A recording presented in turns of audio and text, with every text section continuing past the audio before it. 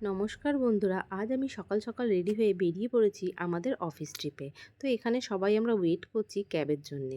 Cab যদিও বা চলে এসেছে, এই ম্যাডাম যিনি কিনা দেরি করে এসেছে, যার জন্য আমরা অনেকক্ষণ ওয়েট করার পরে তারপর আমরা রওনা দিলাম। তো আমরা যাচ্ছি আনাকাটি পেরিয়ে আগলি বলে একটি জায়গা রয়েছে, যেখানে কিনা আমাদের ওনারের একটি রিসর্ট রয়েছে। সেই রিসর্টেই আমাদের ওয়ান ডে ট্রিপের জন্য আমরা যাচ্ছি।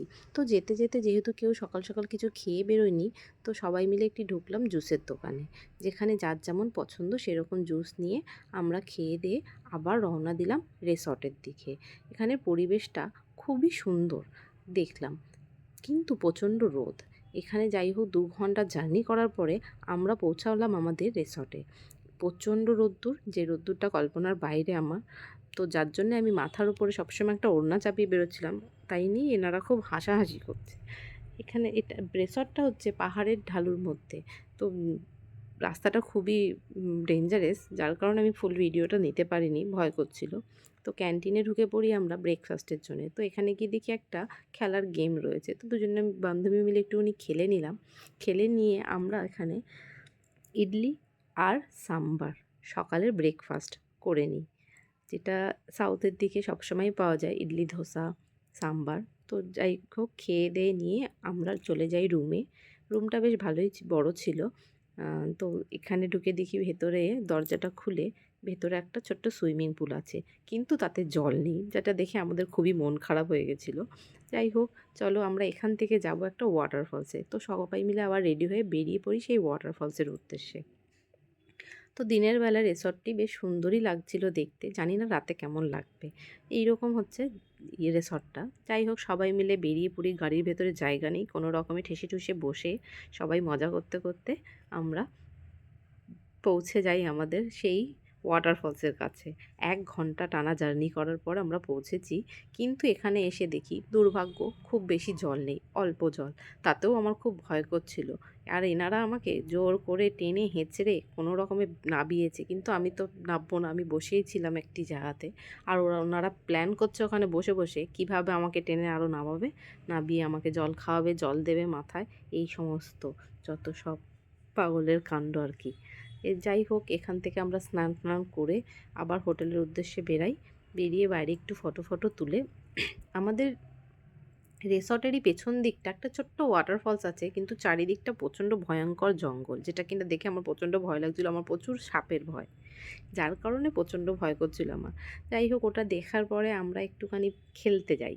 অনেক বছর পর ব্যাডমিন্টন পেয়েছি হাতে, তাই তো সেটা কি আর ছাড়া যায়? যার কারণে একটু খেলে নিলাম দুজনে। দুজনে কি চারজনে সবাই মিলে একটু খেলে ঠেলে নিয়ে ক্লান্ত হয়ে আবার রুমে ঢুকি। রুমে ঢুকে এখানে নাচা গানা শুরু হয়।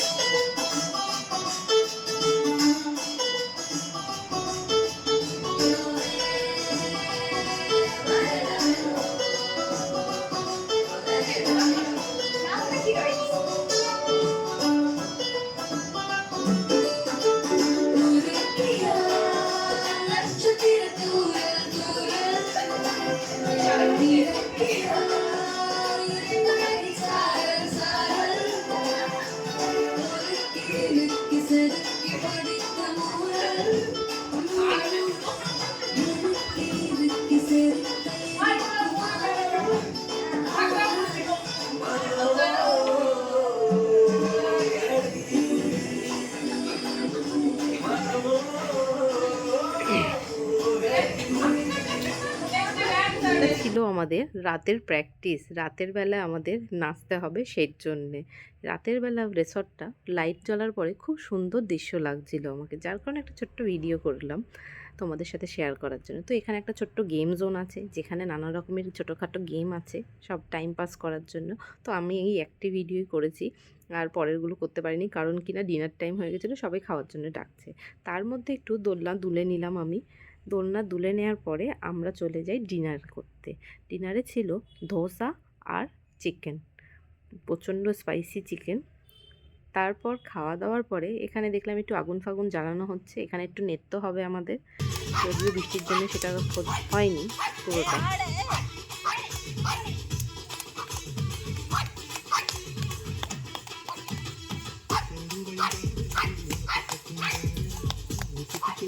যেহেতু রাতের বেলা বৃষ্টির কারণে নাচটা পুরো হয়নি, তাই সকালবেলা সেটা হলো।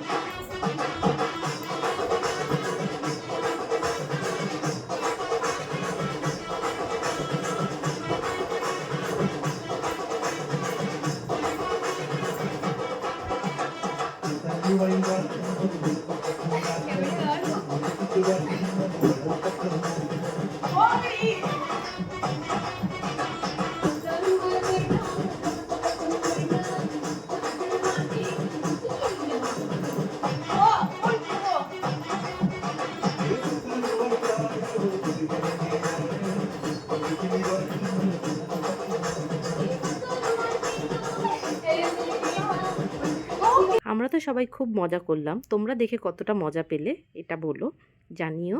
তো আজকে এই পর্যন্ত, আমরা সবাই বাড়ি ফিরলাম। টাটা।